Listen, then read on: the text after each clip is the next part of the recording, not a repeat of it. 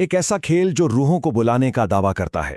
आज हम खूनी मंडे चैनल की एक बहुत मशहूर horror story Charlie Charlie game की गहराई में उतरेंगे और देखेंगे कि आखिर इसमें है क्या। चलें, इस कहानी को इसके सबसे ज्यादा खौफनाक मोड़ से शुरू करते हैं, जब अचानक एक लम्हे में कमरे की सारी रोशनियां गायब हो गईं। इस गुप्त अंधेरे में उन लड़कों को सिर्फ दो चमकती हुई लाल आंखें नजर आ रही थीं, और वो आंखें सीधा उन्हें ही घूर रही थीं। और जैसे ही रोशनियां वापस आईं, तो जो मंजर था, सबके होश उड़ गए। एक लड़के की आंखें पूरी तरह सफेद हो चुकी थीं, लेकिन आखिर ये सब हुआ कैसे?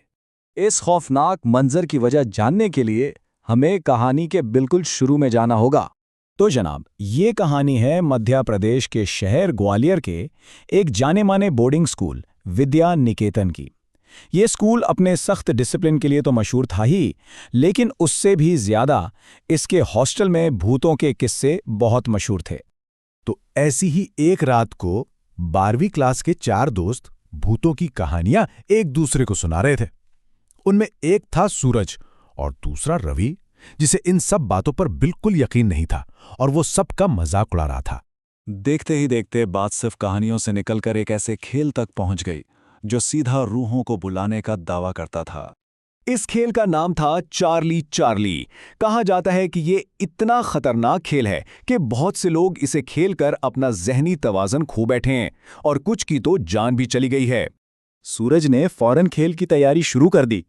एक कागज पर हाँ और नहीं लिखा और उस पे 2 पेंसिलें एक दूसरे के ऊपर ऐसे रखें कि वो क्रॉस बन गई। और फिर खेल शुरू करने के लिए सूरज ने पहला सवाल पूछा, चार्ली चार्ली, क्या तुम यहां हो? कुछ देर तक कमरे में मुकम्मल सन्नाटा रहा। कुछ भी नहीं हुआ। ये देखते ही रवि ने हंसना और मजाक उड़ाना शुरू कर दिया। लेकिन तभी अचानक ऊपर वाली पेंसिल खुद ब खुद घूमी और सीधा हाम पर जाकर रुक गई। सबकी सांसें रुक गईं। अब कहानी के इस हिस्से पर आते हैं जहां रवि का शक और खेल के अजीब व गरीब जवाबात आमने सामने आते हैं। रवि को अब भी यकीन नहीं आ रहा था। वो बार बार कह रहा था कि ये सब सूरज कर रहा है या शायद खिड़की से हवा आ रही है, लेकिन हर सवाल पर पेंसिल कभी हां तो कभी नहीं पर घूमती रही। और फिर तो हद ही हो गई जब वो कागज भी खुद से हिलने लगा। आखिरकार सूरज ने रवि को कहा कि अब वो कोई सवाल पूछे, तो उसने मजाक उड़ाते हुए पूछ लिया, चार्ली, क्या तुम बेवकूफ और पागल हो? बस यही वो सवाल था जिसने सब कुछ बदल के रख दिया। रवि की इस गुस्ताखी का अंजाम बहुत ही खौफनाक निकला। जैसे ही रवि उठकर जाने लगा, पेंसिल बहुत तेजी से हां की तरफ घूमी और जोर जोर से हिलने लगी। अचानक कमरे की लाइट्स टिमटिमाने लगीं और फिर बंद हो गईं। इस अंधेरे में वही 2 लाल आंखें नजर आईं, और जब लाइट वापस आई तो रवि की हालत वही हो चुकी थी जो हमने कहानी के शुरू में देखी थी। रूही का चेहरा नीला पड़ गया था, आंखें पूरी सफेद हो चुकी थीं और वो एक अजीब सी आवाज में चीख रहा था।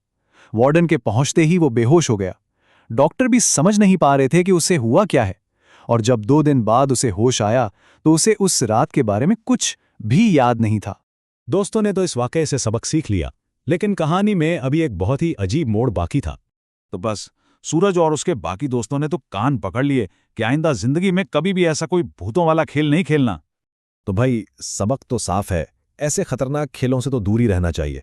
लेकिन सवाल यह है कि अगर खेलना ही हो तो फिर क्या खेला जाए? तो खेलिए विंजो पर 40 से भी ज्यादा मशहूर गेम्स जैसे ludo, cricket, poker, rummy, bubble shooter और भी बहुत कुछ। और हाँ, ये गेम्स खेलने पर कैश प्राइजेस भी मिलते हैं जो आसानी से विड्रॉ भी हो सकते हैं।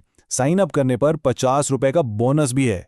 तो देर किस बात की? क्योंकि भाई खेलना ही है तो विंजो खेलो।